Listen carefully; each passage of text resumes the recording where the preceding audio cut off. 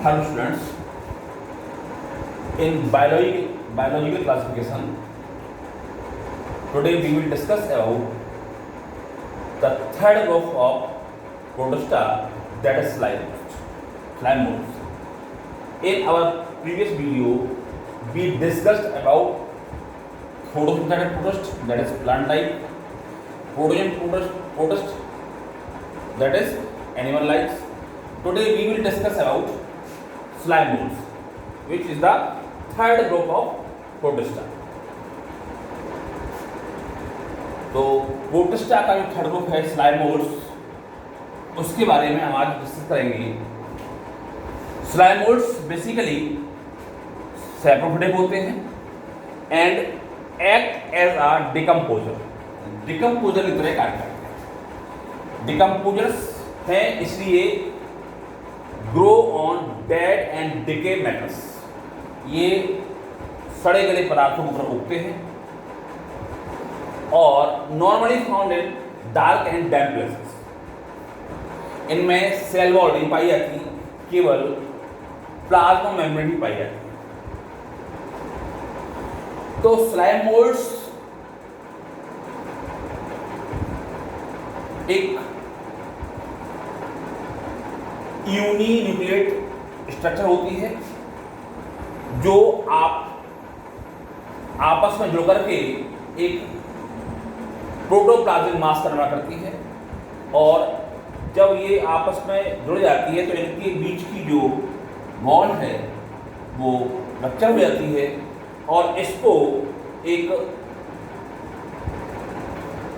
म्यूसिलेजियस जो है सब्सटेंस घेर लेता है, जिसे म्यूसिलेजियस शीट कहते हैं। तो जो प्रोटोप्लाज्मिक मास है इसको हम प्लाज्मोडियम कहते हैं। Plasmodium which is a true slime. अब इसमें यदि हम रिप्रोडक्शन की बात करें तो इसमें तीन प्रकार का रिप्रोडक्शन होता है: vegetative, asexual and sexual. Vegetative mode of reproduction, asexual reproduction and sexual reproduction. In vegetative reproduction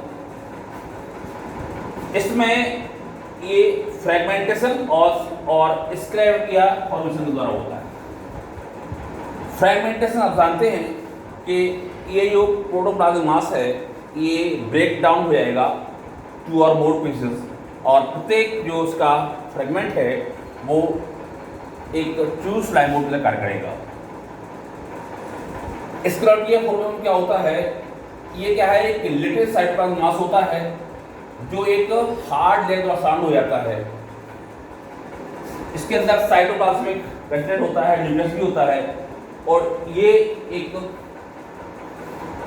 tube slime mould से कार्य करता है डिस्पर्स होकर के। दूसरा है एसेक्सुअल रिप्रोडक्शन।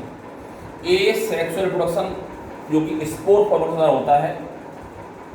इसमें एक स्पोरेंजियम होता है जो स्पोर्स का फॉर्मेशन करता है। जो स्पोर्स होते हैं, जब स्पोर्स में जर्मिनेशन होता है तो दो प्रकार के स्ट्रक्चर आते हैं। एक ये इरेगुलर शेप वाला जिसे हम मिक्सोमेरिया कहते हैं, और दूसरा एक लॉन्ग स्ट्रक्चर होता है जिसमें दो फ्लैजिला होते हैं। Means this is biflagellate. एक फ्लैजिला छोटा होता है और एक फ्लैजिला लॉन्ग होता है। ये फ्लैजिला विप्लास टाइप होता है और इसके नीचे कॉन्टैक्टाइल वैक्यूल पाई जाती है और इसे कहते हैं हम स्वार्म सेल्स। ये स्वार्म सेल्स है और ये मिक्सोमीला है। अब इसके बाद तीसरा आता है सेक्सुअल रिप्रोडक्शन। सेक्सुअल रिप्रोडक्शन के अंतर्गत तीन पॉसिबिलिटी संभव है। अगर दो मिक्सो अमीबा पास आ जाते हैं और वो फ्यूज हो जाते हैं और एक डिप्लॉयड सेल बनाते हैं जो लार्जा होती है और डिप्लॉयड होती है, अथवा swarm cell is converted into myxo amoeba and get fused and form diploid sales.